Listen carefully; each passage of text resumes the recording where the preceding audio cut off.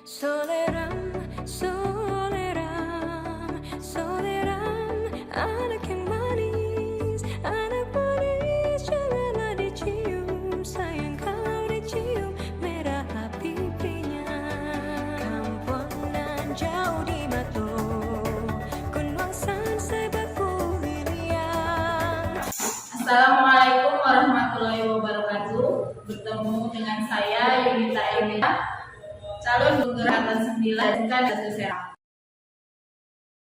Kali ini saya ditemani dengan Ibu Sinondang Pure Elizabeth Pasaribu. Ibu Sinondang ini guru produk kreatif dan kewirausahaan di SMK Negeri 1 Serampan. Selamat pagi Ibu Sinondang. Ibu Yuni. Apa kabarnya Bu hari ini? Baik, sehat. Hari ini kita akan melakukan percakapan pra-observasi ya Bu. Sebelum nanti saya mengamati kegiatan Ibu pembelajaran di dalam kelas. Atau sebelum saya melakukan supervisi Ibu di dalam kelas. Saya Ibu Sinondang, adapun tujuan dari supervisi saya kali ini untuk mengetahui dan mengevaluasi bagaimana pembelajaran yang dilakukan di dalam kelas. Dan mengapa kita melakukan percakapan pra-supervisi ini agar nanti Ibu di dalam kelas bisa melakukan pembelajaran yang lebih baik lagi dan lebih percaya diri, sehingga Ibu bisa memberikan yang terbaik bagi murid di dalam kelas. Baik Bu Sinondang, ada beberapa pertanyaan yang ingin saya sampaikan kepada Ibu yang berkaitan dengan tujuan pembelajaran. Kira-kira kali ini tujuan pembelajaran yang ingin Ibu sampaikan apa aja?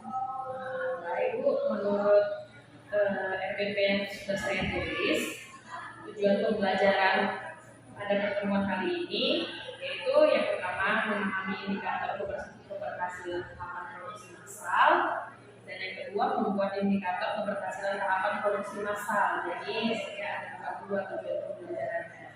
Jadi begitu ya Bu, tujuan pembelajaran Ibu yaitu merancang produksi massal sama membuat produksi massal ya Bu ya. Bagaimana dengan area pengembangan yang akan Ibu lakukan di dalam kelas? Baik, untuk area pengembangannya saya menggunakan dua, yaitu di area pengetahuan dan area keterampilan. Baik, jadi area pengembangan yang ingin Ibu capai itu di pengetahuan dan di keterampilannya. Baiklah Ibu Sinondang, saya juga ingin mendengar bagaimana rancangan pembelajaran yang telah Ibu buat untuk dilaksanakan di dalam kelas. Kalau model pembelajarannya yang saya kerjakan dalam kelas itu saya menggunakan metode project based learning. Jadi metode pembelajarannya project based learning ya Bu ya, dan disesuaikan dengan materinya ya Bu ya. Kemudian media pembelajaran apa yang Ibu gunakan nanti? Nantinya saya akan menggunakan slide pembelajaran, PowerPoint, laptop, dan fokus. Kira-kira kapan ini Ibu akan melaksanakan kegiatan pembelajaran ini, di kelas berapa dan jam berapa? Rencana besok pagi Bu, hari Selasa di kelas pertama di kelas 12 TKJ.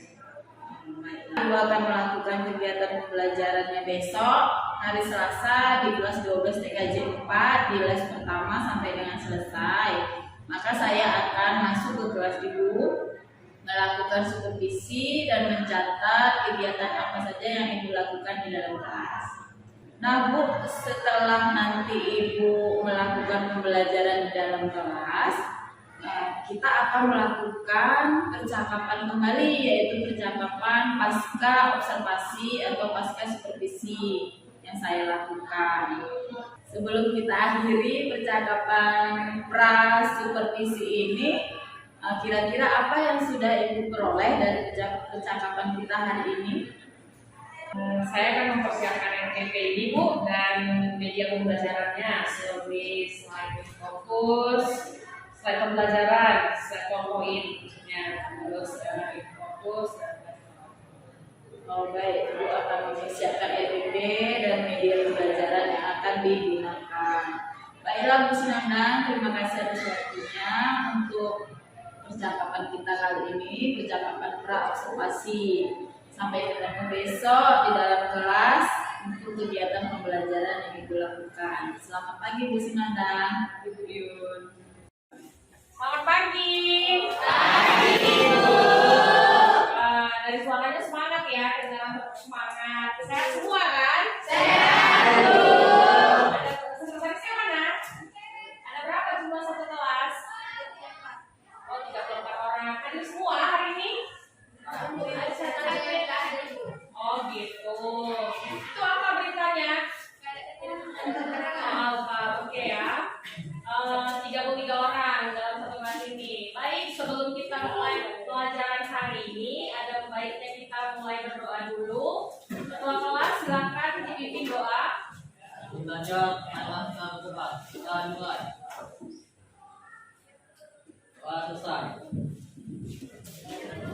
Oke. Hari ini kita belajar tentang perencanaan produksi massal. Nah, minggu lalu belajar apa? Ayo, siapa yang ingat?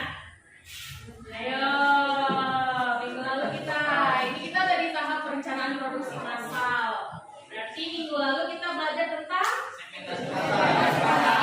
iya, benar. Ayo, ada yang bisa jelaskan apa itu segmentasi pasar sebelum kita ke produksi massalnya?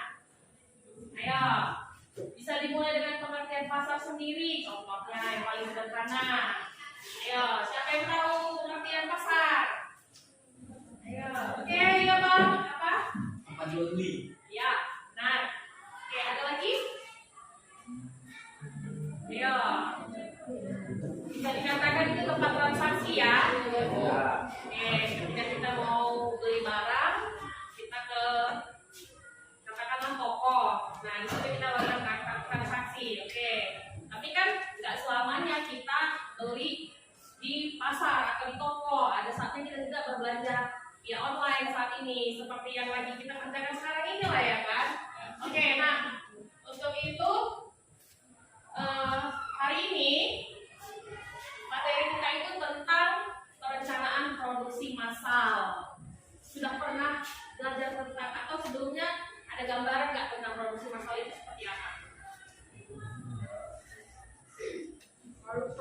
Perencanaan produksi massal.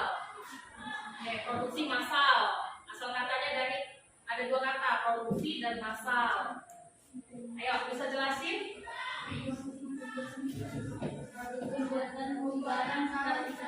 Iya kan? Apa? Iya, dalam artian singkatnya seperti itu ya. Produksi itu menghasilkan barang, massal itu dalam jumlah besar. Oke. Bisa ngerti? Produksi massal.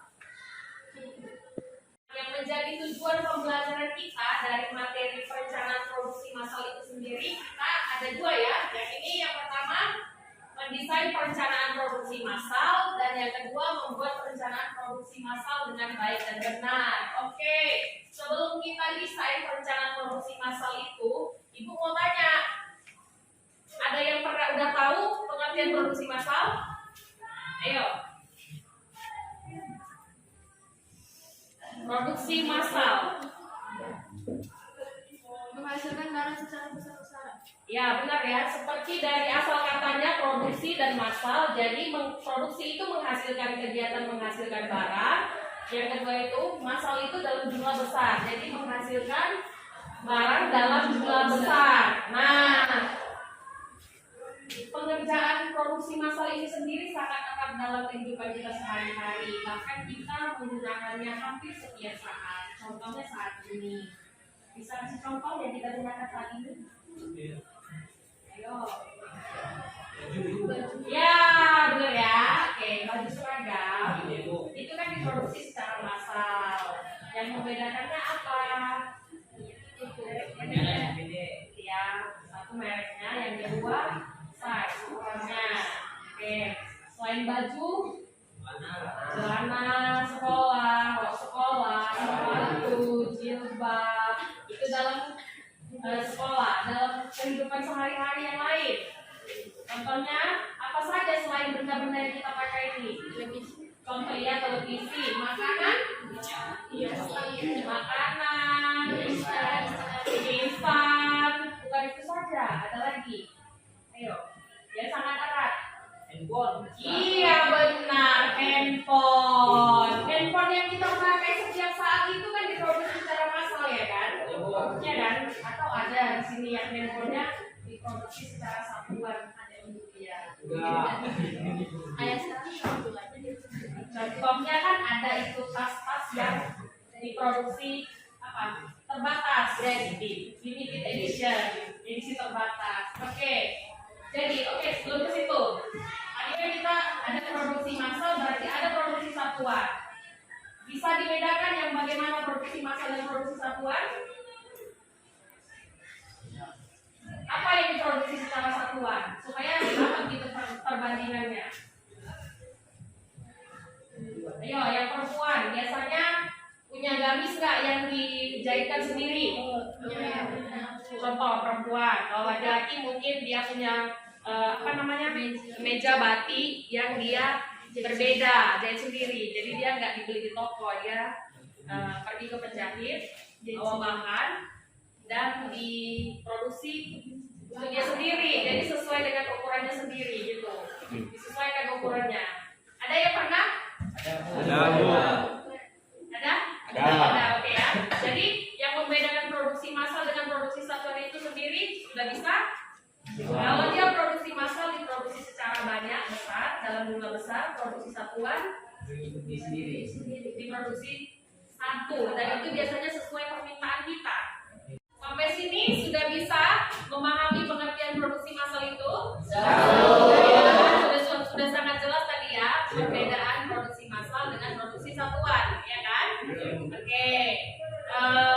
Ini kita mau ada bikin tugas, jadi ini kita ada 33 orang, bisa bagi berapa kelompok ini? Oke, 8 kelompok ya, satu kelompok itu 4 orang, jadi boleh susun per kelompok. Ayo boleh?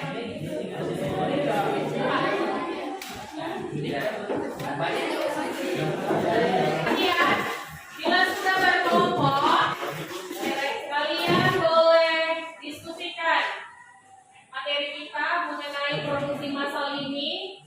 Bagaimana tadi sudah mengerti kan? Pengertian produksi massal itu sudah dapat. Nah, jadi materi sekarang ini coba diskusikan dengan anggota kelompoknya bagaimana membuat perencanaan produksi massal yang baik dan benar. Buat perencanaan produksi massal yang baik dan benar itu seperti apa? Jadi sebelum kita mengerjakan produksi massal itu, hal-hal apa yang akan dikerjakan?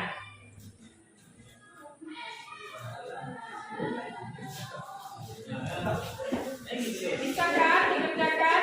Oke, mulai dikerjakan ya. Nanti hasilnya boleh dikumpulkan ke ibu 10 menit sebelum 15 menit sebelum bel terakhir. Oke, jadi kita bisa tampilkan ke depan.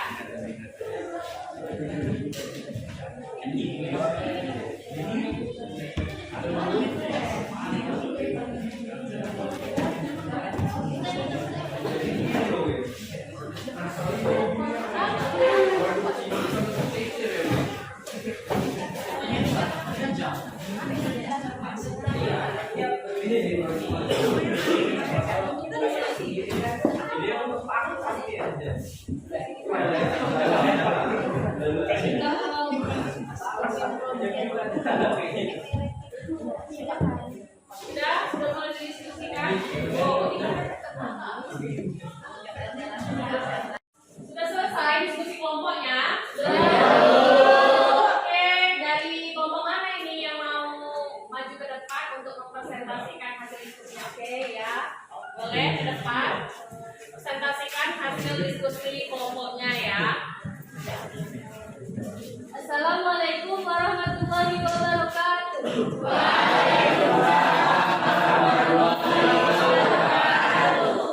Di sini saya akan membacakan hasil diskusi kelompok saya yang berjudul pembuatan saus tomat.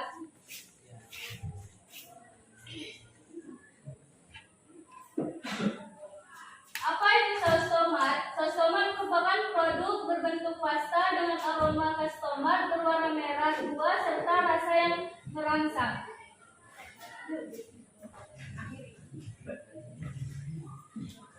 Sekian dari presentasi saya. Wassalamualaikum warahmatullahi wabarakatuh.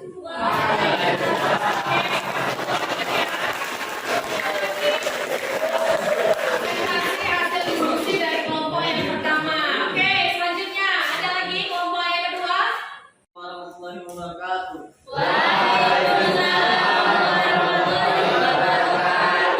Di sini saya akan menjelaskan presentasi kelompok saya tentang pembuatan saus tomat.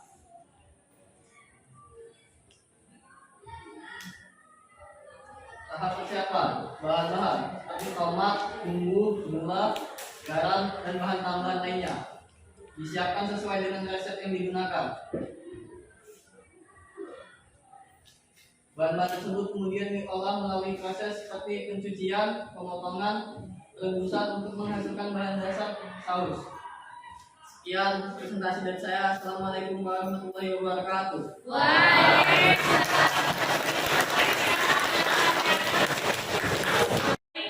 Setelah mendengarkan hasil presentasi dari teman-temannya tadi, sampai di sini bisa memahami kan sebenarnya perencanaan produksi massal itu apa dan bagaimana membuat perencanaan produksi massal sendiri yang baik yang benar itu seperti apa? Sudah bisa? Jadi kita mau simpulkan pembelajaran hari ini bahwasanya produksi massal adalah kegiatan menghasilkan barang secara besar dalam jumlah besar, dan contoh-contohnya seperti yang tadi sudah disampaikan lewat presentasi ke depan, seperti pembuatan saus tomat, apa tadi, produksi rumah tangga lainnya seperti keripik, singkong, makanan-makanan yang sering kita jajani contohnya setiap hari. Nah, bukan itu saja, bahkan barang-barang yang kita gunakan setiap hari itu merupakan juga bagian dari produksi massal. Sampai di sini paham? Nah,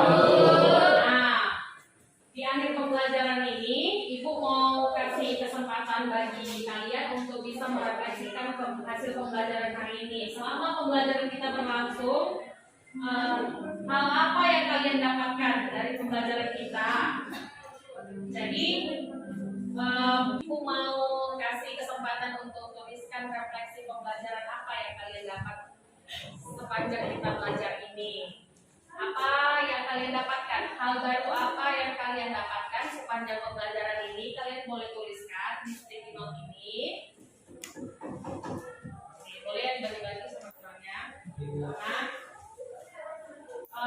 Lalu apa yang kalian rasakan sepanjang pembelajaran ini?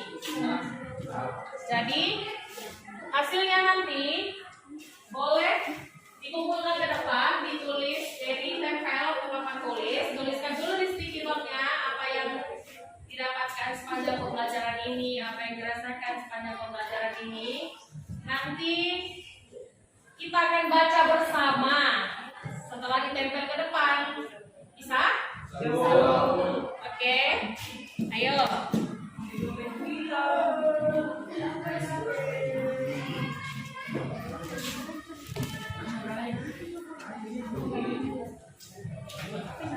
Oke, sudah dikumpulkan semua ke depan kan? Sudah? Nah, pembelajaran kita sudah berakhir. Kita akan bertemu lagi di pertemuan selanjutnya di 2 hari ke depan. Sebelum kita mengakhiri pembelajaran ini, kelas Ibu hari ini, kita berdoa dulu. Oke, ketua kelasnya silakan pimpin doa.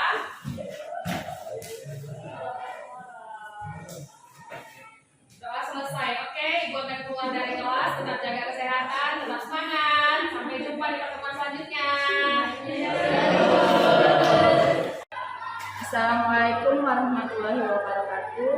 Ketemu kembali dengan saya Yunita Elmida, calon guru penggerak angkatan 9, Kabupaten Sedang Bedagai, Provinsi Sumatera Utara.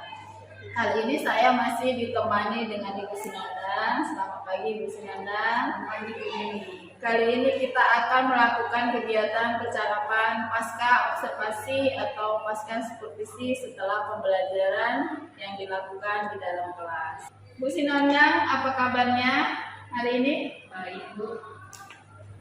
Bu Sinandang, kita kali ini akan melakukan percakapan pasca observasi. Ada beberapa pertanyaan yang akan saya berikan kepada Ibu Sinandang mengenai pembelajaran yang telah Ibu lakukan di dalam kelas. Bagaimana perasaan Ibu setelah melakukan kegiatan pembelajaran di kelas dan sekaligus saya supervisi di kelas? Ya, awalnya agak aku Bu karena nggak terbiasa, tapi di pembukaan saja. Selanjutnya ya sudah seperti belajar pada kelas kayak biasa. Bisa diceritakan kembali Bu mengenai area pengembangan yang Ibu lakukan di kelas atau tahapan-tahapan kegiatan pembelajaran yang telah Ibu lakukan di dalam kelas? Untuk area pengembangannya itu saya dari area pengetahuan dan juga keterampilan. Nah, jadi di area pengetahuan itu kan saya menyampaikan pertanyaan langsung ke siswa. Saya menanyakan untuk mengetahui sejauh mana pemahaman mereka tentang perencanaan produksi massal itu sendiri. Nah, untuk area keterampilannya saya bagi mereka ke dalam kelompok, jadi mereka per kelompok itu berdiskusi bagaimana membuat perencanaan produksi massal yang baik dan benar. Gitu ya Bu ya. Jadi area pengembangan yang Ibu lakukan di kelas itu dengan menyampaikan pertanyaan langsung untuk pengetahuan dan untuk keterampilan, Ibu melakukan diskusi kelompok di kelas ya Bu ya. Kemudian menurut Ibu, apakah area pengembangan itu sudah tercapai dengan capaian yang sudah Ibu tentukan atau belum? Tidak sepenuhnya ya Bu, karena kan pada saat contohnya ya pada saat diskusi itu masih ada siswa yang tidak terlibat dalam diskusi itu, jadi dia hanya mengadakan temannya saja, jadi dia tidak ikut dalam diskusi itu. Ya, jadi anak-anak belum sepenuhnya mengikuti pelajaran atau aktif dalam pembelajaran. Jadi menurut Ibu, kira-kira mengapa hal itu bisa terjadi? Bisa saja ya Bu, murid ini anaknya kurang tertarik dengan cara saya menyampaikan materi pembelajaran. Lalu menurut Ibu itu karena Ibu memberikan pembelajarannya kurang menarik bagi anak-anak yang kurang aktif itu ya Bu ya. Jadi bagaimana nih rencana ke depan yang akan Ibu lakukan agar anak-anak itu bisa aktif di dalam kelas dan mengikuti pelajaran dengan baik? Saya akan coba buat tugasnya lebih interaktif. Mungkin saya akan coba juga mengelompokkan murid ini berdasarkan minat atau gaya belajarnya. Oke. Sudah bagus sekali ya Bu Sinandang rencana yang akan Ibu lakukan ke depannya. Ibu sudah akan mengelompokkan anak berdasarkan gaya belajar, auditori, visual ataupun kinestetik. Jadi saran saya Bu, itu termasuk di pembelajaran berdiferensiasi. Artinya kita membedakan anak berdasarkan gaya belajar ataupun bakat dan minatnya. Nanti ke depannya kita bisa berbagi lagi atau berbincang-bincang lagi mengenai pembelajaran berdiferensiasi agar pembelajaran Ibu ke depannya bisa lebih baik lagi. Semoga apa yang Ibu rencanakan bisa berjalan dengan baik. Bu Sinandang, bagaimana saran dari saya? Baik Bu, saya akan belajar untuk merencanakannya. Terima kasih Bu, terima kasih.